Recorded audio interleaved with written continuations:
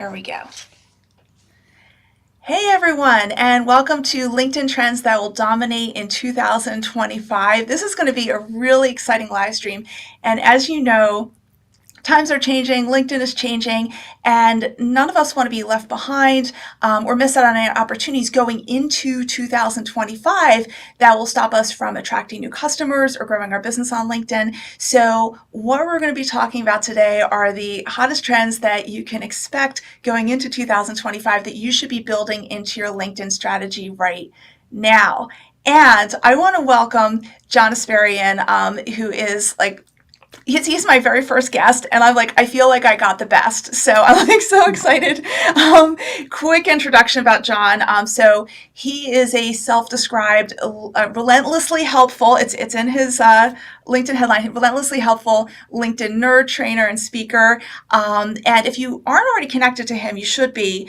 We'll towards the very end, we'll talk about his LinkedIn community that he's built, and also he has a conference. So it's pretty amazing, and so we'll talk about that more. But John, I have to say you are also one of the most down to earth people I know on LinkedIn, and that is so refreshing in this world of like humble brags, you know? So I really appreciate you, and thank you so much for joining us. You're very, very kind. I've Yeah. clearly fooled you. Ha, fantastic. No, seriously, thank you for having me. And as I said to you before we came on air, I really, really enjoy your YouTube content, and I've got quite a high bar for standards for this kind of stuff, and your content is excellent. So I'm delighted to be Oh, your first guest. thank you. We'll just, you know what? Forget about the trends. We'll just compliment each other for an hour and like see how many people stick around.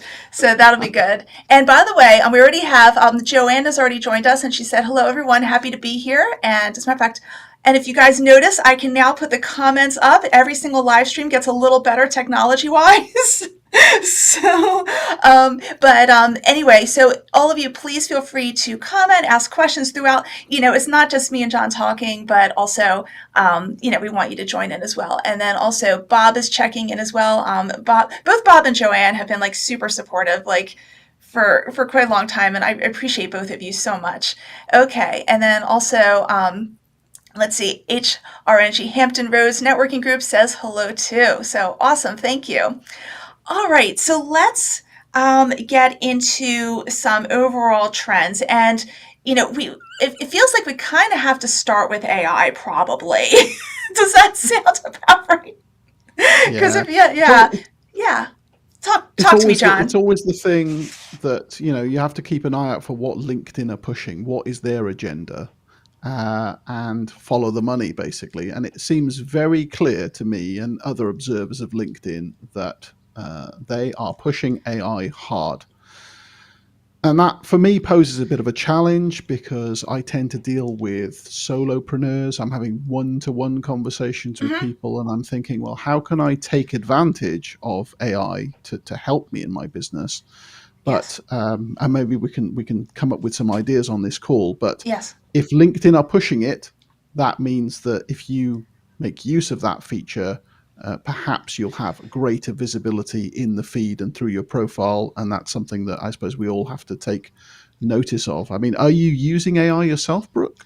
I am somewhat, and what I use it for is, as I describe to my clients, it's more like filling in the blanks. So, in other words, Mhm. sometimes, first of all, sometimes I have that blank piece of proverbial paper, and I'm like, the writer's block thing, and sometimes I'll just add AI to like just share something, and it could be that I don't look Mm. at any of it. And I'm like, okay, now Yeah. that I have the words, that's completely wrong, probably, and then I write my own. But more often, what happens is that I'm creating something, and I'm just stuck. I'm stuck on an idea. I'm stuck on, okay, what are the top 5 reasons why people would do this? Or, can you give me 20 different versions of saying this kind of thing I'm trying to put out there? So a lot of times it's more filling in the blank where I'm starting to get stuck, and it does make the content creation process faster. The main thing is I'm using it as a tool to um, speed things up, but not as a replacement for myself. And that is something I'm sure that you're also, Yeah. telling your clients as well. Yeah, my whole thing, and I've actually mentioned this a little bit in Content DNA, my book, is that I think it's okay to automate bits of the back of house operation, the things that happen behind the door that no one else gets to see. but not the front of house operation. So that the personal touch of you interacting with people, if you're using AI or any kind of automation in that front of house activity, people will notice, and I think they'll think less of you. So you can make a kind of analogy with restaurants. If you had a robot waiter right at the front of the house, it's like, no, I don't know about this. Like you're dealing with a Yes. vending machine.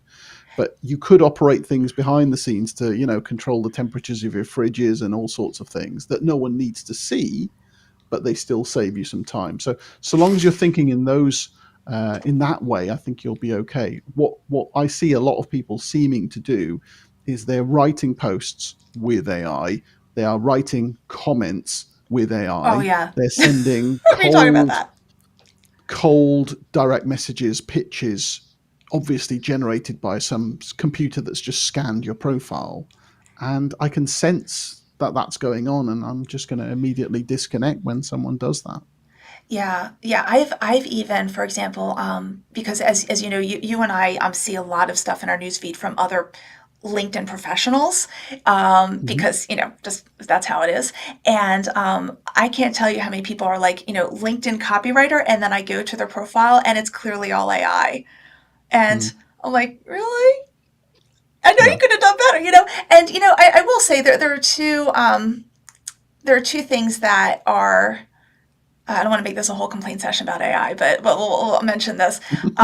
I do understand the temptation of hitting the easy button, and then the second thing is Mm. that some people, and I work with, when I'm working with clients, I see this, like, some people are just, they're not natural born writers. They don't feel comfortable writing, and what a glorious thing is it that there's something that can do the writing for them. That so I could see the temptation. I could see how it seems like it would help. And again, I think it could help as a good draft to get started. But you certainly ultimately need to edit it quite a bit and put your own personal spin and add more insights and stuff like Mm. that.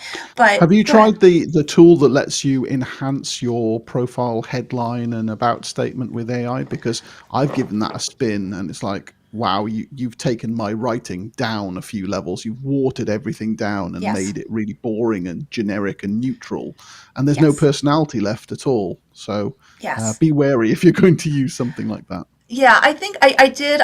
It's for those of you online who know me, it's like I do practically everything without premium. Although once a year I do like try premium very wholeheartedly for Mhm. for a month, Yeah. and I think I tried either the headline or something. And now I was like, really, that's it. So but again, for someone who is just stuck, I see how it's a good start. But some, I will say to your end, in terms of, like, if we're going to be talking about trends and how at least you can leverage at least the positive part of AI, to at least explore different writing tools, in case, again, just to help get over the writer's block again, but nothing more than that. Or obviously there's ChatGPT, but there's Gemini, there's Jasper AI, there's Copy AI, there are like a million out there. For there's stuff for imagery. What, there's also, actually, going back to the writing, there are even tools now, if you haven't seen it or tried it, that they purport that they will make your AI writing not look like AI. Like, they'll Mm. actually edit it, and it doesn't. All that I see really does is it takes AI writing and adds grammatical errors to it. It's interesting because that kind of adds to the authenticity, doesn't it? Or the apparent authenticity. Obviously, it's all just a Yes. charade if a tool is doing that. But I Yeah. suppose my long-standing concern is that, what happens when we reach the point where it is actually really good and you can't tell that it was human generated or AI generated? Because that feels like it's going to be a totally different world. We're not there yet. I No. can still plot an AI profile from 100 yards, but Yeah. it won't be long before we can't tell, and then where does that leave us? I think that's Right. probably a bigger philosophical question to ponder. Yes, I don't think that's going to be a 2025, but I wouldn't be surprised if we have this conversation No. on LinkedIn trends that dominate in 2030, or maybe 2029. Yeah. That might be the Yeah. case. There is one thing I did read that was, actually, I kind of scanned it, I will say, but from what I got from it, that it may be harder for AI to not look like AI, or it may go a little more slowly than we expect, because um, like AI learns from previous stuff, but if the previous stuff is the junk that it's putting out, then it's Mm, kind of, it ends up in a cycle. But who knows? Like, I'm not an mm. AI expert or anything like that. And by the way, before we continue, I just want to acknowledge, and we have quite a few. We have Michael saying hello from Germany. We have Ramos Diaz, who thank you for the compliment about my content. I appreciate that. We have Sol Reiki. Health and Beauty Wellness saying hello from Atlanta. Jen Clements is saying hello from Virginia. Upendo United, which is Regina. I know you. Hello from Kenya. I'm so glad you're in Kenya right now. I hope you're doing, I'm sure you're doing good things there. She runs a nonprofit and it's amazing. And then Nick King also says good morning as well. So, also, people should be going back to AI. One thing that as you're building out your plan, for 2025, and you are going to incorporate tools. Also, I would be aware of because we're going to be talking more about video pretty soon. But like there are AI video creation tools, like I don't know how to pronounce it, but like Synthesia, where it's like, oh yeah, you can take a Mm. human looking person and they'll do the talking for you, but it just looks so bland and unemotional and fake right now. So again, just these are things you might want to hold off in your strategy. Mm. How do you feel about that? Yeah, I agree. I reviewed Synthesia when it first was on the Oh, scene, probably a yes. couple of years ago, and what it produced was pretty ropey. And I looked at it not long ago, and it had improved a lot. But we're still in that kind of uncanny valley area where you look at it and you go, "That's not quite right. That's not a person." But Yeah. maybe give it another 18 months or so, and you wouldn't be able to tell the Yeah. difference. But again, going back to what I said before, it's the front of house things you want to be very careful with trying to automate to make you look more polished and Yes. professional and whatever. Because I think if people smell a rat, you probably will never hear from them. They'll just click off and go to someone else's profile, and you'll wonder why LinkedIn isn't working for you. I think all of the success I've had is because I invest a lot of time and effort in doing the whole commenting and DMing and voice notes and videos, and Yes. that's all. That's all. It's a lot of time and effort, but that's why it works, because not many people do it. Awesome. Yeah, no, I agree with that. And so let's actually move on to the next thing, which is related to AI, but it's there are in the LinkedIn ecosystem, there are more and more people who are also, again, detecting, when AI happens. So you were already, so funny, you mentioned some things that I do as well. So I think we're going to have some overlap here, which is good. But what are some things? Sorry, I'm like, I'm like so Gen X. I have like my outline that I'll print it out. I don't print out emails, however, that's a no. But I do print out a lot of things I shouldn't have. But what was I saying? So like talk about some of the things that you do and I'll talk about some things we do and we'll kind of compare notes that we build into our posting and commenting strategy that really bring out the humanity.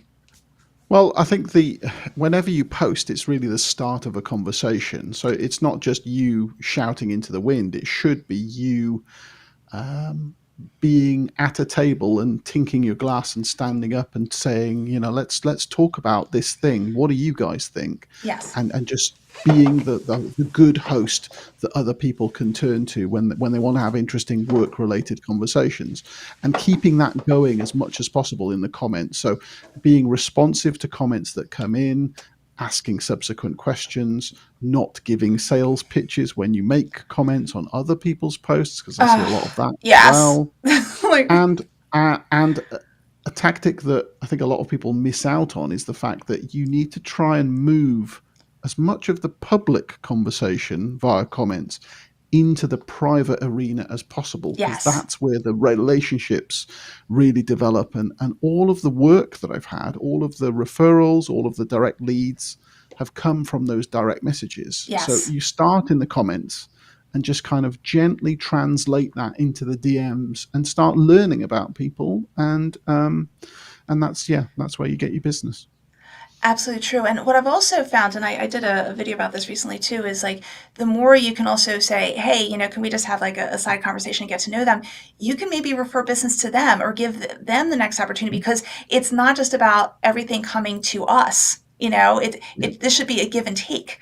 That's what Yeah, networking and absolutely. friendships and relationships are. So the more you can kind of pay attention to people there. And one thing you also mentioned a little bit earlier that I've been doing is the voicemails in direct messages, which Mm. I love. I did have to learn the hard way that if you're in the middle of a message and you're fumbling over your words, which happens to me like all the time, you have to like don't lift your finger off the record button because it'll just automatically send and you can't delete it. But if you swipe it, if you swipe Yeah, your finger that's right. away, then you can redo it. Yeah. And sometimes for me, that's 5 times. But I will tell you, I am positive there is one client that I was able to, and that's actually the largest client I've ever had. From an organizational standpoint, it's actually like it's a multinational company, and it's because of a voice message I left. And it wasn't Wow. like the most amazing voice message. It was just me rambling, like, hi, nice to meet you. Mm. Now, you don't want to do voice message all the time. Like, for example, if there's something where people need to see something in writing so they can refer to it later. But if it's Yeah. the nice to meet you or things that are just more of a relationship building, then Mm. they can go a long way. Some people find them a little annoying, but most people really appreciate them. Yeah, they do. I mean, I've lost count of the number of people who've said, I didn't even realize this was possible on LinkedIn, or I've never received Yes. one of those before. So, yes, there are some people who don't like them, but I think it's that personal touch, isn't it? Because you're sending a voice note to a Mm-hmm. named individual. You're not sending the same thing to 1,000 people. You're recording it for that one person, and that shows a bit of time and dedication. That slice of your day is dedicated to them, and I think people do appreciate that. That kind of thing compounds over time. So voice notes are great, and video notes, I suppose, take it up another level. And I send lots Yes. of those as well. Yes, I believe this may sound crazy because I have a YouTube channel and we're doing a live stream right now with a camera on my face, but I am actually camera shy. And it Mhm. takes me like a half hour to look like this, and I just can't do that every day with every voice message. So I do voice with every video message. So I do voice messages. Yeah. It's well, you and I Mm. saw because we like did a practice run of this, and I'm Yeah. amazed you still decided to show up today based on how I looked. Last week. I'm like, Yeah.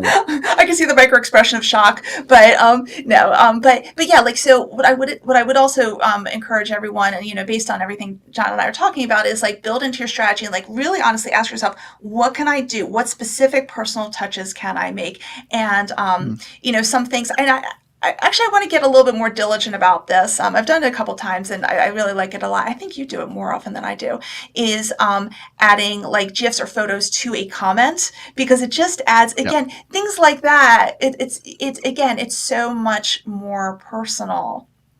Yes. I've So I've created my own Bitmoji character, yes, you have. Bitmojon, and so I've saved loads of those Bitmojon poses, and often they accompany my comments. And it means if you're scrolling through comments, sometimes that might be the thing that catches your attention, is that little image. And also, I've noted, and I don't know if this is a technological thing, but any comment that is written by AI never seems to come with an image, or never seems to come with a Right, GIF. And right. so I don't know if that's 100% reliable, but if it is, that would mean that if you see one, you mean a person was sitting at a keyboard and typing that out. Yes, Um, so yeah, I think it's a good sign just to enhance what you're doing, and it's a bit of fun as well. If you can put some personality into your content, that is the killer feature. If you can put personality into what you do, you will be more memorable than the guy down the street who does the same job as you, because people will remember you for being fun or a little bit different, and yes. there's massive power in that. Yes, it's funny. I will tell you when I think of you, I do think of the Bitmojis that you do, and it's and Mhm. for those of you who are not connected to John, please do. And another thing I learned is like in like for the I forget how long we've known each other for 2 years, three. I forget how long. Something like that. Yeah. But for the longest time I thought your last name was pronounced Espirian, and it turns out you have a Mhm. pronunciation key. It turns out you've been mispronouncing your name this whole time. So it should no, Espirian. I'm trying to You like got it. okay. You I'm got it trying not now. to say Espirian. It's just like oh no, It's fine. but Don't worry. I do get it a lot, but that actually speaks to a feature that a lot of people don't know about. I was doing a mm-hmm, chest test. I was doing a test of my network the other day, and I found that only about 10% of the people I know have got the audio voice yes, pronunciation feature, And I think that's actually more than the average, because of the number of people I'm connected with who know how LinkedIn works. Yes. So you can record up to 10 seconds of Mm-hmm. how your name sounds, and your name probably says takes only about 2 seconds to say, in which case you can use the rest of the time to, again, convey a bit of personality, say something interesting, say Yes. something about what you do, and just make an impression on people. It's free, it's easy, you use the mobile app, and everyone should go and do it as Yes. soon as this call's over. Yes, exactly. Yeah, don't do it now because that'll hurt our numbers. By the way, before I forget, we have Shaq says hello, and Kennedy Maburu is also watching from Kenya. Let's see. Bruce Captain Kirk, good morning to you as well, and I'm so glad that you're interested in this topic. And then HRNG Hampton Roads also says is agreeing with everything. Jen Clements has followed you, and Nick, you said you use it as well. Is that the voice? Yeah, actually, let me just put it up there Yeah. because yeah. Yeah. So you say I don't know if it was the voice one or what have you, but yeah, feel free to explain that. But yeah, so and it's, I think also a lot of people don't know they can actually click on the loudspeaker next to That's people's it. name. But Yeah. I think I think in a few years more people will catch on to it. But yes, I also have a branding like a really quick branding message at the end of mine as well, even though it's pretty obvious. Mhm. Well, I think it's obvious how to pronounce my name, but who knows? But okay, so how about we, if you don't mind, let's move on to Mhm. something else. Okay, so one other trend that I'm seeing, and I believe I'm sure you're seeing as well, is that there used to be so much talk about the LinkedIn algorithm, and that seems to now be replaced more by audience, and value, which it should be. Are you seeing the same thing that I'm seeing? Well, I suppose I am, and I think that's a consequence of the algorithm being harder to game than ever before. So, um, almost everyone has seen a drop in visibility, Hmm. mostly because there are just simply more content creators on the platform, and therefore the slices of the pie are getting thinner for everyone. And that means there's probably less of an edge for people to do some, one weird hack that's going to get you 500% of your views. That kind of thing's not really happening anymore. And LinkedIn themselves have said in interviews in the past that the platform is not really built for No, virality. it's not. And that's a good thing for a Yeah. knowledge sharing business professional platform. You wouldn't expect things to go viral, and therefore the whole thing about gaming the algorithm is probably taking a bit of a back seat. But what doesn't change is human relationships. Yeah. Um, and I think Jeff Bezos said, he wants to make his money by understanding what things stay the same while the whole world is changing, what things stay the same. Well, talking to people like real people, giving them some of your time, asking them questions, and not wanting anything out of the back end and not Yes. making sales pitches, those things I don't think will ever go away. That's just the way we relate to each other. So Yes. if you can focus more about understanding who you're talking with and doing something, my brand is called Relentlessly Helpful, doing something that you think will genuinely help them, means that you occupy a venerated special space in their head, that Yes. when the time comes and they need someone with your skill set, they're more likely to think of you than anyone else. And that's what it's Absolutely. all about. Absolutely. And you know what? Also, the algorithm, quote unquote, and I know it's like algorithms, but I'm just going to be, for simplicity's Hmm. sake, it changes all the time. So what are you going to do? Build Yeah. like revamp your entire LinkedIn marketing strategy every single time you hear something, which by the way is sometimes really hard to verify anyway, and then who No. knows when it changes. So it's not practical to do that. And then also, in terms of value, there are like three words I always think of, and I try to like really impress upon my clients and other people, and that is you want to everything you put out there, whether it doesn't matter, it should be educating, entertaining, or inspiring. Okay. Yeah. It should be one of those three things. Even a comment on someone's comment, a post, because and sometimes you can have a post that does more than one, or a piece of content that can do more than one, but it has to Yeah. educate, entertain, or inspire. It has Yeah. to. And if you kind of use that as your benchmark, that can work really, really well. And by the way, guys, I love the comments that are coming in, and feel free also to ask questions of us. We're happy to answer them. But just to follow up, HRNG is thanking us for the great tips, and then Nick is talking about the emoji at the end of at their comments. So awesome. Let's see. I'm sorry, looking at my notes here, my printed out notes. So bear with me. Okay. Another thing that is growing. It'd be interesting to see what your take is on whether we should be building this into our LinkedIn strategy.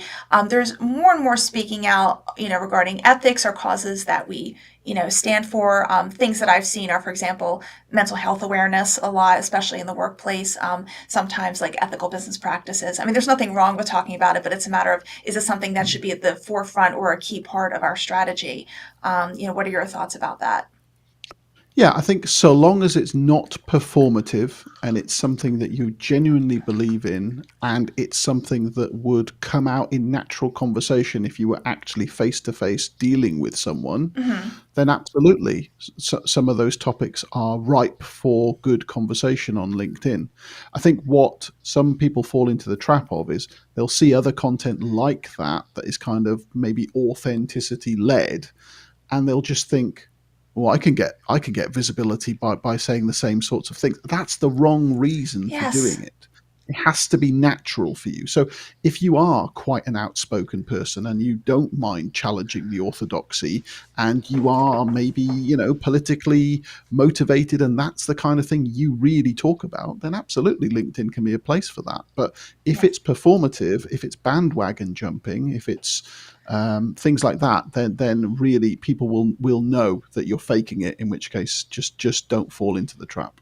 Right. You know what? It's interesting because one thing that I just shared in a recent video is, if you just treat LinkedIn like, like it's an in-person conference, okay? And a lot of that is, Mm, there's networking events, there's like, where you're just having conversations, like yeah, basically however you are in a normal in-person conversation, which is typically you're not parroting what someone else down the room said. You're sharing your things from your own brain out of your mouth. Like do that. It's because I think there's a lot of overthinking of what to mm, say.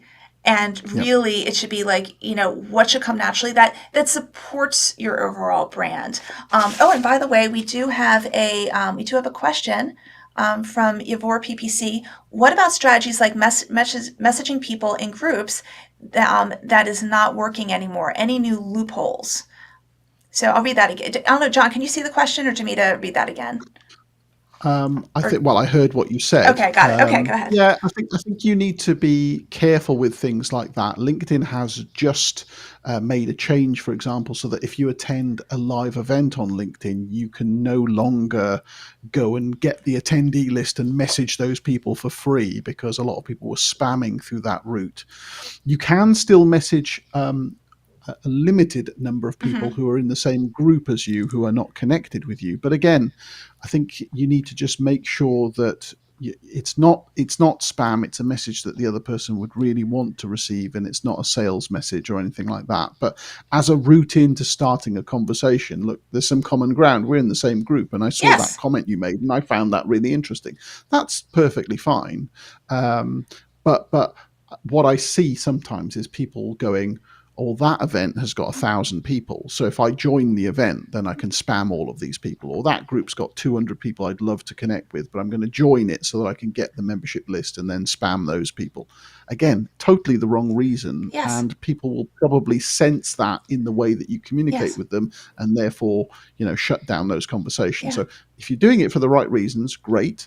LinkedIn is very obviously aware that people are spamming from Hmm. event invites, so they're shutting that down, and they may well do the same for group invites. So when your commenter there is asking for loopholes, I think, I suppose I would say look for public content from those people that you want to engage with, and engage with them publicly first, and that will open up the opportunity for you to maybe connect with them, and then you can start a DM conversation completely for free.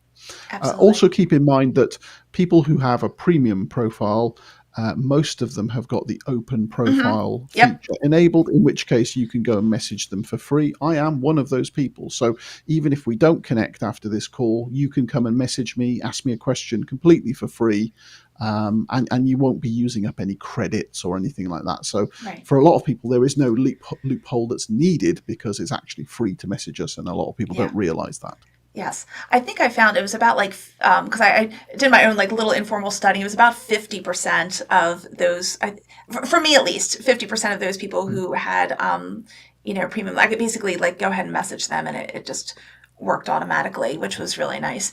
But there's something else that you said that I wanted to build off of.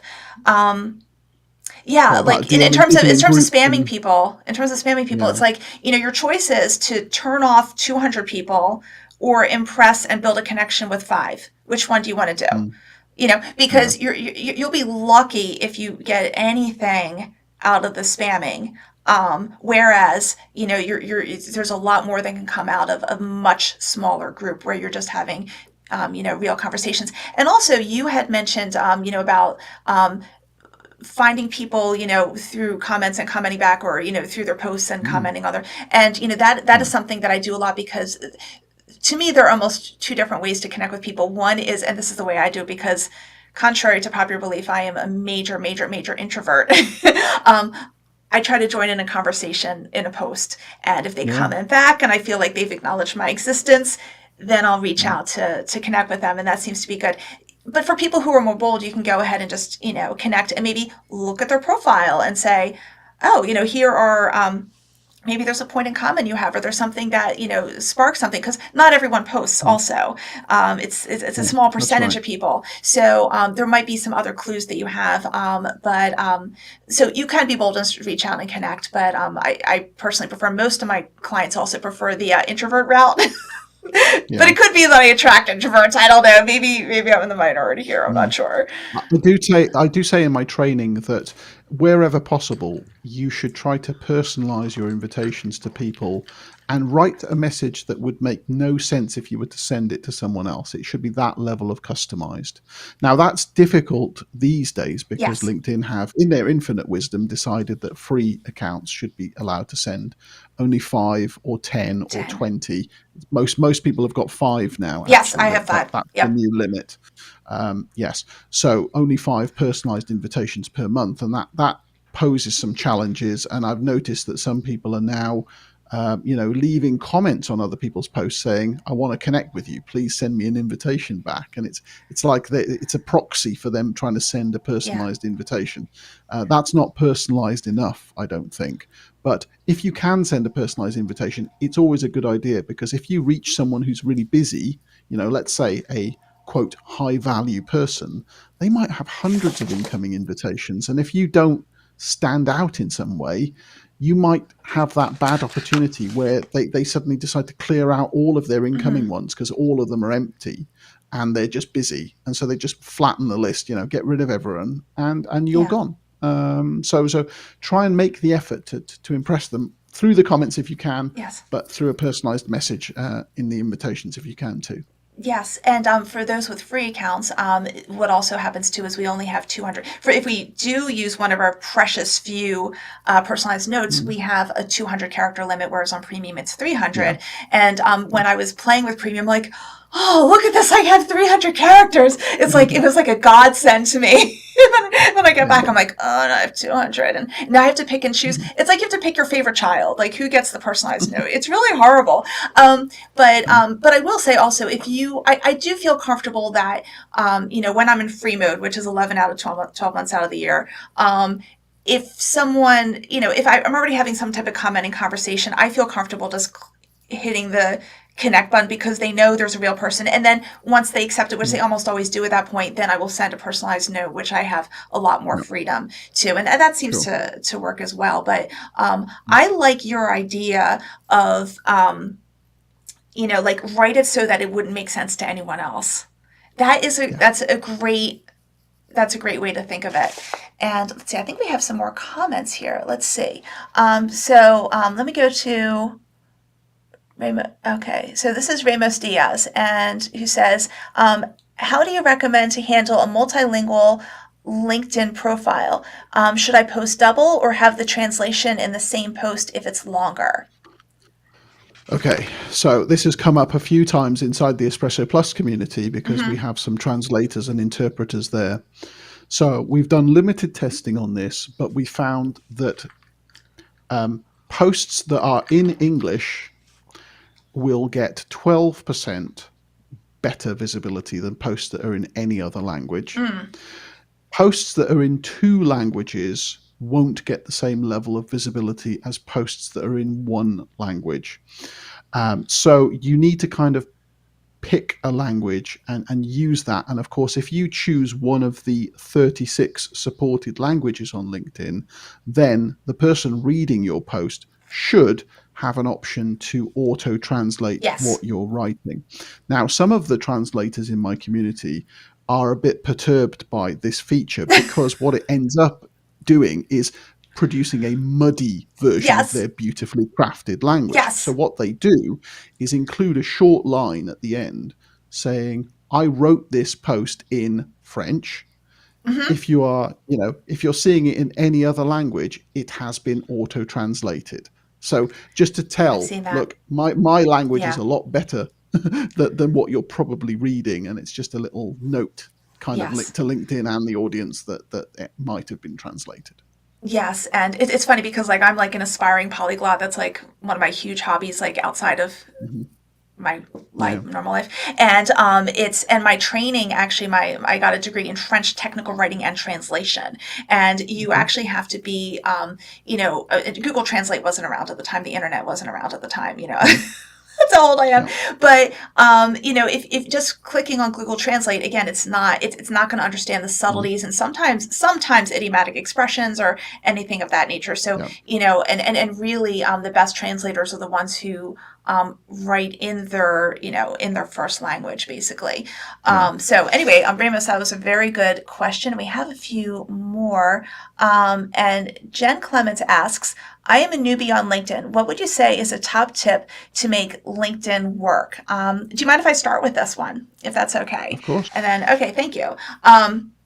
A lot of it has to do with kind of taking the amalgamation of everything that John and I have already been talking about, and that is really to um, make it a personalized networking experience. Now, I will say if again, treat LinkedIn like an in-person conference. So the way you show up to LinkedIn is like your LinkedIn profile. So you don't go to a conference in a ripped t-shirt and ripped jeans. Well, actually, you wouldn't wear ripped. You're like a dirty t-shirt and ripped jeans. You would go dressed a little bit more nicely. You'd have a business card. You'd have your 30-second elevator pitch. That type of thing. So your profile is basically the virtual version of you entering into that conference or networking event.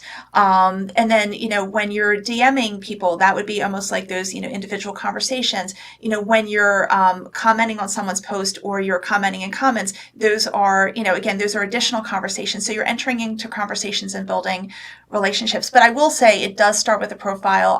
LinkedIn profiles are and have been for quite a while and continue to be, and I'm sure still will be in 2025. You can just leverage them so much more than a company page. It's still helpful to have a company page, just for little tiny little Mm. things, unless you're advertising. But your profile is really where it all begins, and that's kind of the heart of it. Having the optimized profile and authenticity and genuine care for other people, just do that, and you're at least 75% of the way there. I will say that I do also build like engagement strategies and content strategies, but in the end, it does come down to what I just said. Is there anything you'd like to add to that, John? Yeah, I think my specific tips to answer Jen's question here, I would focus on the first 40 characters of your headline Mm, because, roughly speaking, those will be the bits of text that people will see when they see anything to do with you on any mm-hmm, surface of LinkedIn, in a post, a DM, a comment. They'll see those first roughly 40 characters. So you need to make sure that that is clear and compelling, which is a very hard task to convey in 5 or 6 words. And then you need to get active in the comments as much as possible on other people's posts. mm-hmm, So think about the ideal scenario where someone has posted about a topic, and that post is seeming to get quite popular. Lots of people are watching that topic, and then you turn up there with your highly optimized profile headline and a punchy comment that really gets to the heart of the matter, and people will go, "Wow, who's this Brooke? Never heard of her before, but that's an interesting headline, and she said something really good." And they might go and follow you, and they might go and connect with you, and suddenly you've come into someone's consciousness who would never have heard of you before. So Yes. that's where I would start. It's much more important to comment on other people's stuff for visibility than it is to create your own Mm-hmm. content, believe it or not. And it's It's easier as well. easier. So, It yeah. is easier. Yeah, I mean, for some people, I am going to advise, it's just if commenting is easier. I mean, it's still helpful to post because it does show even more of your thought leadership. However, for some people, it's like it just holds them back, and commenting is just an easier thing to do because you're just saying what you would normally say in an in-person situation. If you don't mind, we're going to just take a few more comments and questions, and then let's see what else we have here. So Nick says, this is a comment, I can only hit the connect button, and if they accept, then I send a message. I will say that if you're hitting it, that's interesting. Okay, if you're hitting it on their profile, like if you're on their profile, you should see an option for a note. If you're doing it in other places, that's where I've seen where it just automatically sends a request. I always go to their It's more profile. likely I think it's more likely that Nick's probably looking at the mobile view, because the connect button on mobile really will just send the invitation. Whereas what you need to do is to tap the more button, the three dots to the right of the connect Yes. button, and then select personalized invite. And that's the thing that will let you write a note up to 5 times on a free account. Most people don't know that that's possible, but Yeah. on mobile, that's what you need to do. Gotcha. Yeah. So it really LinkedIn almost makes it such that you're more likely to automatically connect than not unless you do those things, whether it's Yes. desktop or yes. Thank you for Yes. that. Let's see. And then Ramo says, "Wow, that's a great note to use." Just a second. Oh, we have lots of stuff coming in. Okay. Let's see. L. Norman says, "I'm trying to switch careers." Sorry, I'm like blind here and it's coming out really small. So just bear with Mhm. me. "I'm trying to switch careers, and what I want to do is different from my job. How do I moonlight effectively, even though what I want to do now isn't paid and wouldn't go under experience?" This is something that I have seen a lot of. And so, how do I put it? I would see it's on a one case by case basis. So, for example, let's say someone they have a job and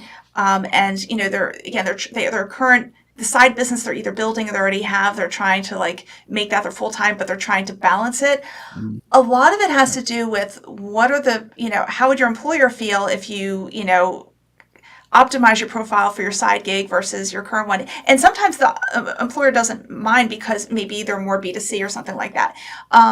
But then it could, but if they do mind, or it just depends on your relationship with your current employer and then how far along you are in your side gig, honestly, is what I Mhm. see. I'm afraid to give a blanket response to this, but you have to kind of ask yourself that question. But if it's something where your employer's like, yeah, go for it, then optimize like crazy for the thing that Yeah. you want to do, because you don't wait, sometimes you don't wait for it to happen, but sometimes you have to, if it's something where your employer will say, well, I really need you marketing us, then still put what you want to do as a second job experience, but you list it underneath. You can still put under experience, but list it underneath your current one. And maybe even your about section, you can say a little bit more about yours. Like, lead with what you're doing with your current job, but then, you know, a little lower, but still there, because a lot of people do read the Yeah. about section. Anything else there you think, or? Yeah, I mean, like you said, it comes down to taking that temperature check of Mm-hmm. who's paying your rent. Yeah. If that person is the kind of person who says you're using a company laptop, and by the way, we're going to get our servers and we're going to read your DMs because your internet traffic is going through. Like, if you're working with that kind of organization, then it's going to be really hard. You're going to Yes. have to build in the dark, guerrilla marketing behind the scenes, indirect messages off platform, maybe using another social media network. If they're more amenable, then maybe, yes, you could have a second experience item. Yes, you could have your own company page for a new business idea that you post, and that content is hived off so that it's only about this new Yes. venture and has nothing to do with the main business, so that you've got some kind of logical separation. And as you said, if they're fully supportive, then fantastic, all the bells and whistles. You can make your whole profile about the new thing that you're trying to move to. But it very much depends on who Yes. you need to cooperate with, because if at the end of the day, if they're annoyed with you and you're doing something they don't want, well, maybe your employment's going to come to an end earlier than you expected it to. So Well, it'll force the issue. understand. Now you are Yeah, doing the thing you want to do. Um, yeah, and we absolutely. do. And we do have some more questions, which we were going to get to. If you don't mind, let's go ahead and talk about a couple of other things that we promised we would talk about today. And one of them is the rise of video content and how, and how to build that into a strategy. And John, you and I were talking about this shortly before we went live here, and both of us agreed that video works if you enjoy being in front of the camera, or you feel comfortable enough growing, or feel comfortable growing to feel comfortable in front of the camera. But there are Mm, some people who, they're outgoing, they're intelligent, they have great things to say, but once they see that camera lens, they freeze and they just can't get out of they that continues to be a challenge, and they can't get out of it. yeah, In which case, don't worry about doing that format. Just because the LinkedIn algorithm likes it, or people say video is hot and stuff like that, if it's not working for you, then find something else, because really the topic, what you're talking about, what you're sharing, how you're educating, how you're, entertaining or inspiring people, like what you're saying is more important on LinkedIn than how you say it, basically, in terms of what format you use the formats that make mm. sense. I feel like I just stole your thunder. I'm sorry. Is there No, no, anything else? Yeah. yeah, that's spot on. I mean, I think everyone should at least consider it. It's Hmm. another utensil in your kitchen, another tool in the bat belt kind of thing, and you might be able to make it work for you. So you should at least consider giving it a try. And if you are scared, then you can do things like setting up a little accountability group with you and your best friend, and maybe you both agree that you'll create a video and send it to each other and say, how does this look? And Yeah. is the lighting okay? And am I stuttering a lot? And just get a little bit of informal support, and see where that goes, because you never know. Because again, sorry for another callback to my book, I do say It's that okay. if you're baking a cake for the first time, it's probably going to be terrible. But if you bake a cake every day for a year, in a year's time, it's probably going to be delicious. So it's just up to you whether you really want to do it for long enough. Yeah. For some people, it's just never going to work, and that's fine. But if you can at least consider giving it a whirl, that's great. And yes, I mean, LinkedIn are banging the drum for video a lot, and the kind of the way that LinkedIn works is that when they're pushing something, it means that there's a potential to ride a bit of a crest of a wave of that thing Hmm. until Yep. they get interested in another thing, right? So there was a time when, for example, polls came out and everyone was doing them because LinkedIn were pushing the hell out of them, and polls were getting 5 figures, 6 figures views sometimes, and that's not really the case now, but it was then. Yeah. And we're kind of in that zone with video because LinkedIn has introduced this new video feed, which is, for me, a bit of a poor man's version of TikTok. Yep. Um, but if you want to ride the crest of a wave of video right now, doing short, vertical format, portrait mode videos that are a minute or so Hmm. will get you maybe more visibility than it would have before. And LinkedIn's own stats that came out just a couple of weeks ago said that apparently video viewership is up 36% year on year, which, if that stat is correct, that would suggest that people are having more time to consume videos on Yeah. LinkedIn. It can also mean that there are just more videos out there, meaning they're showing up in the newsfeed too. It's both. It's both. And I know you and I were talking about Yeah. that too. For those of you who do decide to, I think I'm going to do more video in 2025 or just moving on, do keep in mind that, again, don't rely on the format. It should be the content itself. So make Yeah. sure, like, just like you do with a written piece, make sure you start with a hook. Make sure the first, like, 3 seconds, you give people a reason to stay, Yeah. because when people are on social media, and they're in scroll mode. They just are. This is what social media. This is how it is on social media. So you need to find a reason to give. You need to give people a reason to stop the scroll, and especially in the video feed on mobile. It's just so, like, it like almost encourages just mindless scrolling. Yeah. So you really have to get people's attention from the very, very beginning. Don't rely on the fact, again, that it is just video. So, but yes, all right. And but talking about features, there are some features that people are getting more comfortable with, even if they've been around for a while, such as, and I will say I'm seeing more polls now, because I think more people are just kind of doing that, but it could just be my network. But I'm seeing more people start their newsletters, more people doing LinkedIn Lives, more people doing LinkedIn audio events. And you don't have to do all of them, but maybe there's one of those that, that you are like, I think I can really embrace that. Yeah. Are there particular formats that are, or of those, like, that you seem to like the most or gravitate towards?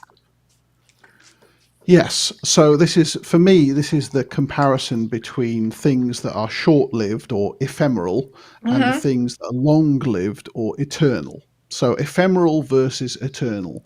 If you did a LinkedIn audio room, LinkedIn doesn't record it. You might have 6 people in the room, and if they're there, they hear it, and if they're not, they don't. And that half an hour you spent is gone. Now, that might be a wise use of your time if you happen to find a customer, and that's great. But if you spent the same time maybe writing a LinkedIn newsletter, that thing will be indexed on Google. And I found that things that I Yes. wrote 3 or 4 years ago Yes. have led people to find that content through a Google search and then click through and find my LinkedIn profile. So that content estate that I've built through long form content is still getting me at least potential referrals and clients today, even though I did it 4 years ago. Whereas if I turned up for an audio room 4 years ago, well, no one's now is going to be aware that that happened or have any evidence that it happened. So Right. if you can, I mean, by all means, try all of the tools in the bat belt to see what suits you, because you might find that, hey, I should be a podcaster. I love this audio thing. But all things being equal, try and build something that you could rely on in the future to find you customers while you sleep. And creating content that gets indexed on a search engine is a great way of doing that. So YouTube is a good example. You've got a Mm-hmm. YouTube channel building very Yeah. nicely that will find you customers in the future. LinkedIn articles and newsletters are another great channel They because are. they get high up on Google search results. They are. And, it's funny for any of you who have, like, you've done a Google search on some particular topic, and then you'd see a whole bunch of LinkedIn articles that, Yeah. that answer your question. That's exactly it. So you could be one of those LinkedIn articles. Yeah. And another thing too is that, within the LinkedIn ecosystem, and again, I know that the algorithm changes all the time, but what I have experienced is that as long as my article is housed within my newsletter, my subscribers get notified, and they can be notified in multiple ways depending on their settings when I put an article out. So it's not just putting another thing out on the newsfeed. They can be receiving an email. They can be receiving an email blast that actually links to my article. Like, I'm sorry, yeah, like straight to their regular email, not just LinkedIn, and it Yeah. shows up in the notifications and all these other things.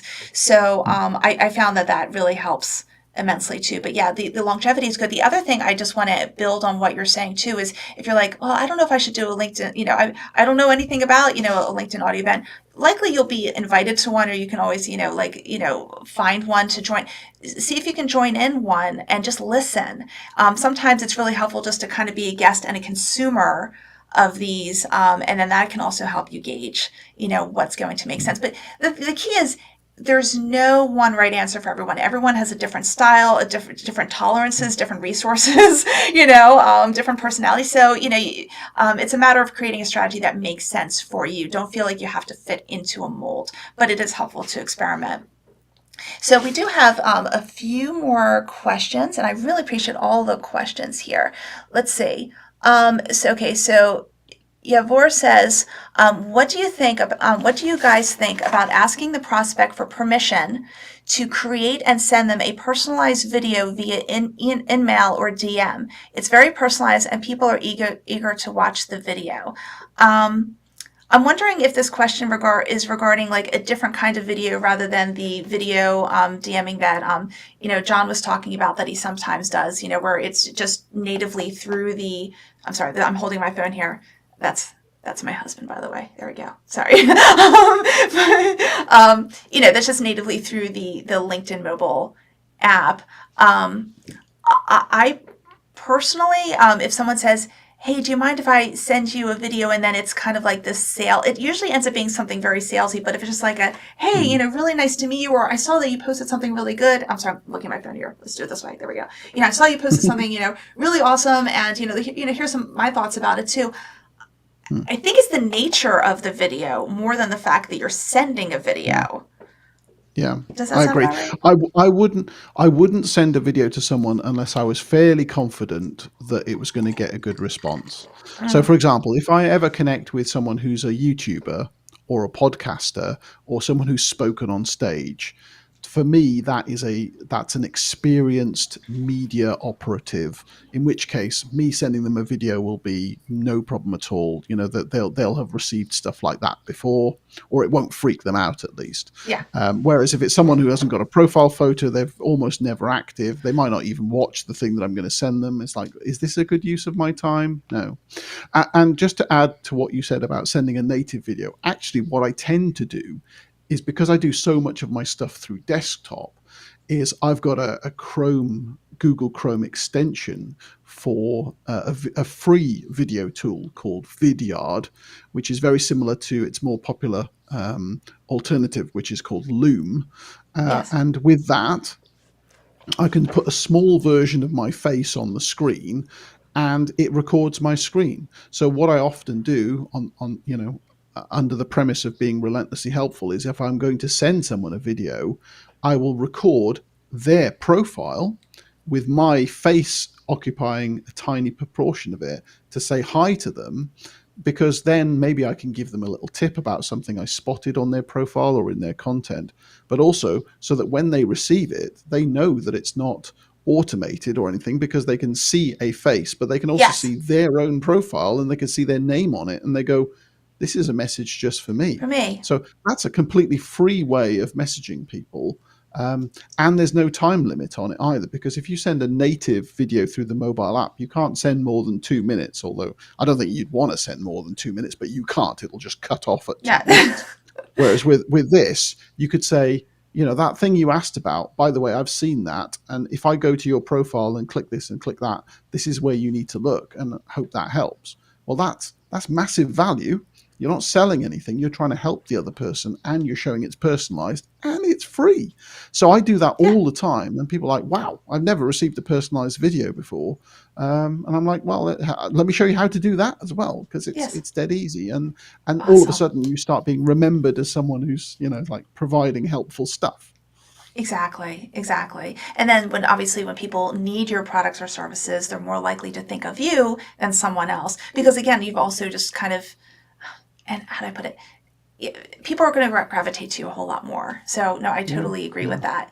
Yeah. Let's see. We also have um, Upendo United, which is my friend Regina. She says, John, what is one advice you can give to an NGO slash NPO to connect with more funders?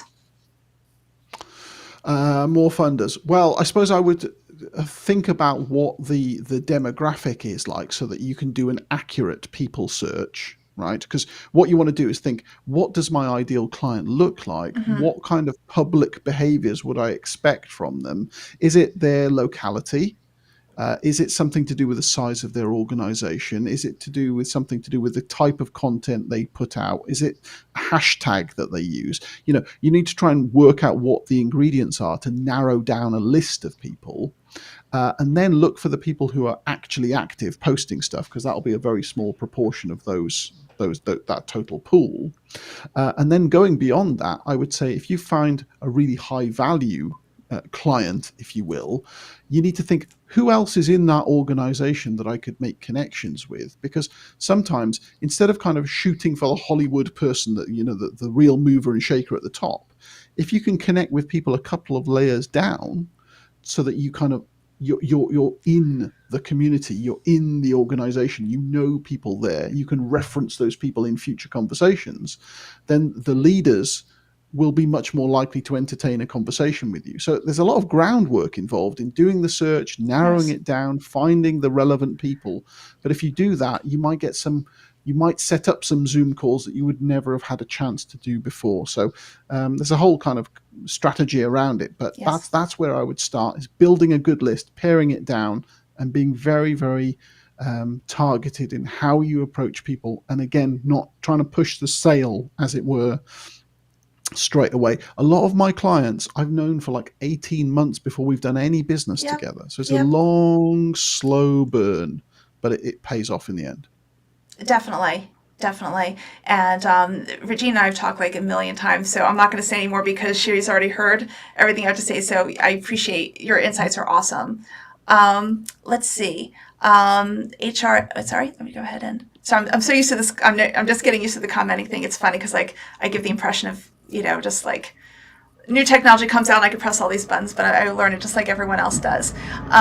So yes, HRNG Hampton Roads talks about that there's a completely different experience on mobile versus tablet. I would or desktop. I would agree with that. And Nick says thank you.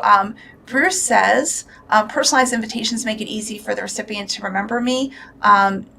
When having met at an event, if I send a blind invitation and the person doesn't see it for 2 weeks, they'll struggle to remember. Exactly. So, you know what, Bruce, you mentioned a really good thing. It's like when you meet someone in a real life situation, you really need to reach out pretty quickly while they're still remembering, because they would have also met other people. And then again, life happens. So you kind of Mm. have to strike while the iron's hot. So it is a very good thing, like as part of your, what do you do when you come back from an event and you have a bunch of business cards, or and you might have actually done some like digital connections as well. Obviously, that's happening more and more. But what is your to-do list? You should have a to-do list after an in-person event. Oh, you know what, John? Here's something that you can answer because I have. I'm pretty sure you've done this already, or have you done this? I think you have. This is from my friend Regina as well, and she says, "How do Mhm. I get my LinkedIn verified? I have tried several times in vain." Now, I have been reluctant to do the whole verification thing because I Yeah. don't like giving my personal information away unless Yeah. I really, really, really, really have to, and it doesn't feel like people are ignoring me because I don't have it verified yet. So, you have yours verified, don't you? I do, yes, Yeah, and I verified as soon as it came to the UK, which yeah. was December 2023. So this is an interesting topic because LinkedIn have said recently that they are quite stringent on the requirements. So if your name doesn't on your LinkedIn profile doesn't match what's in your passport, then chances are you're not going to be Mm, able to verify unless it's a very close first name hmm. approximation, in which case then you probably can. But that does prejudice often women because maybe they're using a married name on LinkedIn and a maiden Yes. name on their passport and so forth. But it looks as though LinkedIn would rather be safe than sorry and not verify people who might uh, be worthy of verification, but the details don't quite match. And in terms of actually doing it, I mean, you need an NFC capable passport and you need to be in a region of the world that is served by LinkedIn's identification partners. So in the US, it's a company called Clear. In Hmm. the UK, it's called Persona. In India, it's DigiLocker. So there's a few of these organizations that do the verification.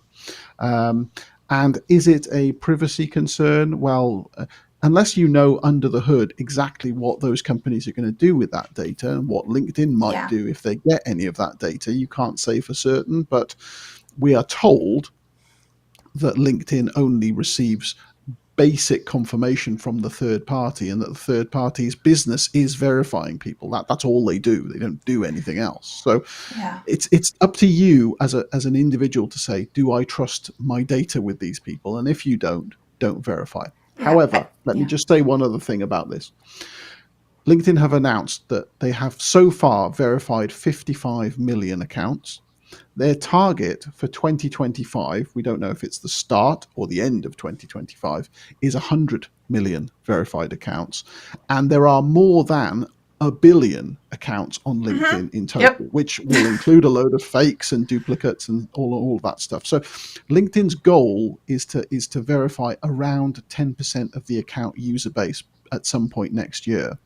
Now, one interesting thing that they've also announced is that at some point this month, so November 2024, as we're recording this, your verified status, if you have a verification badge, will start appearing in the LinkedIn feed. Now, we don't know whether that's going to be a big grey shield that appears next to your name, because Right. if it Right. is, maybe people will go, oh, okay, I kind of need to do this because these people are getting this, more visibility because only the verified accounts are getting promoted in the feed. We don't know what LinkedIn's strategy is, but we know that they want to verify more people, and this would certainly be a good way for them to do it. So look out for this, and you might start seeing lots of other people verifying their Yeah. accounts. And one other point I want to make about this is that if you remember the days when websites got their security certificates, the early days of HTTPS with a little padlock symbol, most websites did not have that, right? And so it was not the norm, and a lot of people were happy to ignore it. These days, basically every website has got one Yeah. of those padlocks, and if you don't have one, Chrome will go, hang on, this site might be insecure. Right. You sure you want to go? And so what might happen in the future is that LinkedIn might go, let's say 2 years down the line, they might go, hang on, do you want to visit Brooke's profile because she's not verified? It might not be Brooke. And if that happens, then you're going to have a hard decision to make, because Yeah. maybe people will never look at your profile anymore. Yeah, and I hear exactly what you're saying there, and hopefully just the that little verification badge is more of a see this person is verified kind of thing versus it affecting how much they show up and stuff like that. But I will say Yeah, personally, I'm not going to verify until it really gets to a point where I need to, yeah, for my career to continue yeah. in LinkedIn. I get Unless that. it gets to that I point, get that. I'm personally not. But I also understand the because I will say from branding standpoint, from a trust standpoint, it does make people also it can make some people feel more comfortable as well. Yeah, It's just a matter of how far along we get in that. So yeah. yeah, so Can there are I two can I very sides. quick Yeah. Can I very quickly just nip Yes. back to something you said, something about business cards, and it reminded me that because I don't produce business cards anymore, I haven't printed any for years. So what I've done is when I go to networking events, I've created a QR code that points to Hmm. my LinkedIn profile, and then I've just put it on my lock screen so if I go and meet someone at an event, I can just flash my screen at them, and they can just scan it and immediately follow or connect with me. So I kind of don't need a business card, I feel, because if I'm meeting someone in person and they don't want to connect with me on LinkedIn, chances are we're probably never going to speak again. Again, In which anyway, case, I because they're just not don't. going to, right, they wouldn't be the right person for you. That Yeah, makes perfect sense. So, by the exactly. way, But it's John something is to like, consider.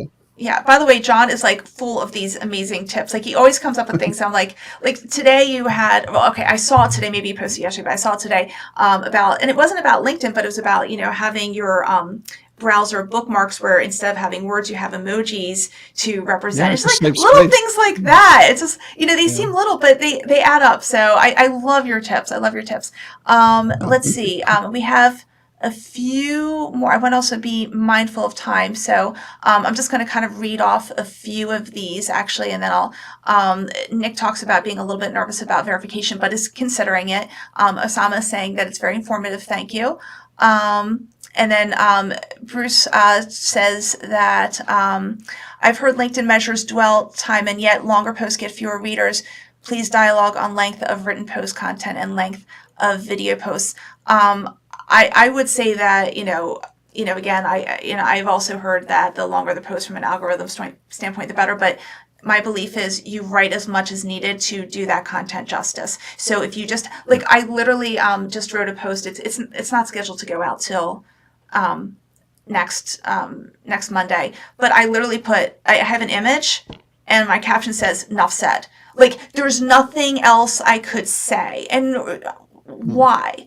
The image said it all. Okay. And then there are times that you need to outline things a whole lot more. So just as much as needed to do your content justice without like boring your audience or not Mm. giving them enough. And that Yeah. has to be on a case by case basis. Yeah, I think dwell time, which is the amount of time that Mm-hmm. someone stops on the page to read a piece of content, is not as important as it once was. But I do sense that getting people to click the see more button to expand a post to its full extent is still a valuable signal to Yeah. LinkedIn that there's something of worth Mm-hmm. contained within the post, and therefore your posts should be, in most cases, at least 2 lines long, because that triggers the presence of the see more indicator. In Yes. terms of video length, the best advice we've received recently from LinkedIn, this is direct from LinkedIn, is that you shouldn't make your videos more than 2 minutes long, and Mm-mm. ideally you want to make it No. less than a minute long. So that's for recorded videos. But in terms of live videos, for anyone who's thinking about live streaming, it does seem that live streams are more popular if they've gone for 15 minutes or longer. Yeah. Yeah. And that's one of the reasons why I don't really live stream, is because I like to give people a short, sharp tip and get out of their way. In which case, I'd probably find myself just, twiddling my thumbs if I were to have to get to 15 minutes. So I would prefer, getting to the point with a short, sharp video, in which case doing something under a minute long actually suits Yeah. me down to the ground. Gotcha. So, well, I'm honored that you've been with us for an hour, 10 minutes, considering your tolerance for this. And a lot of it has to also do with expectations. So, for example, people talk about, oh, well, people's attention spans. No, it's the expectation for the particular form. Like, you wouldn't say, well, people going on Netflix, they don't just watch 2-minute videos. Like, that would be ridiculous. They're expecting probably at least a half hour, but it could be 2.5 hours. It just depends on what they're watching. But on Yeah. on social media in general, it's more of a scroll type of thing. So you have to be mindful of that. And it's funny you mentioned about the see more thing. I saw something recently, but again, you see things and like until I have proof, I'm not sure. But I did see something like, yeah, LinkedIn isn't prioritizing the see more thing anymore. But I don't know, because honestly, to me and to your point, if you have a hook and it encourages people to Mm. read more, and you have something valuable to say, Yeah, that that's the is really thing. good. It's also helpful in your hook to give it, like, in other words, you might like point to a pain point, okay, in the hook, okay, but Mm. unless you have some type of indication that someone's going to get something positive from the rest of the post, they might not click on see more. But if there's like the beginning of the solution or Mm. something that's like, let me tell you, Yeah. then people are much more likely to do it. So you have to make sure that you're also setting the right expectations and then delivering on that. Let's see if Yeah. we have so we have What go ahead. Yeah. Yes. What I always say about this point is that the body content of your post has to deliver the goods that are invoiced by the headline. So if you sell a headline and it doesn't follow through with something good Yep. below it, you're wasting people's time and they'll probably unfollow you. So you need Yep. to make sure that you're not clickbaiting people and delivering something of value. And I do agree that see more is probably, again, a bit less important than it was, but it is a good proxy for quality. If LinkedIn can't really tell the inherent intrinsic value of a piece of content, judging the proportion of people who've clicked the see more link is a good way of saying, well, there Hmm. must be something interesting here. So I wouldn't discount that. So making super short posts probably isn't the winning strategy in terms of the text that accompanies an image or a video. You need to give it some kind of length. But as you said correctly, it should be as long as it needs to be and no longer. Yeah, exactly, exactly. And what I'd like to do is I want to start wrapping stuff up. So I'm just going to quickly acknowledge some comments, and then I want to talk about the Mhm. LinkedIn community you have and everything. So, Sure. but I will say that Yavor says that they're filming a Loom personalized pitch. So again, similar to what you do, but using a Right. different Brilliant. program. And also thanks for the explanation. Regina thanks you. Um, And Bruce talks about has an invitation template, and then obviously customizes it. I'm trying to like read super quickly here. Um, Mm. and the QR code, HRNG Hampton says, yeah, you can do that directly on the LinkedIn app as well, but you can as well. I like the Okay. fact that you have it on your home screen. I think that's, I don't know if it's, And it's in my that's really colors cool. too. It is. I saw that. It's like perfectly branded. I love that. Yes. So I can give you the tool I used for that. It's called QR Code Monkey. It's free, and you could just put your LinkedIn profile address into it and then set your colors. It's fantastic. awesome. By the way, I did recently create a QR code in Canva. Because that is also available too for those who are like Canva fanatics, like I've become. So there, you can do QR codes everywhere, but I like yours a lot. And I like the fact that it's branded, Mm. and the one that Yeah. I made on Canva, I don't think was, it was just like a regular black and white one as well. So to your point, that was really good. We got a lot of thanks from people, and yes, so.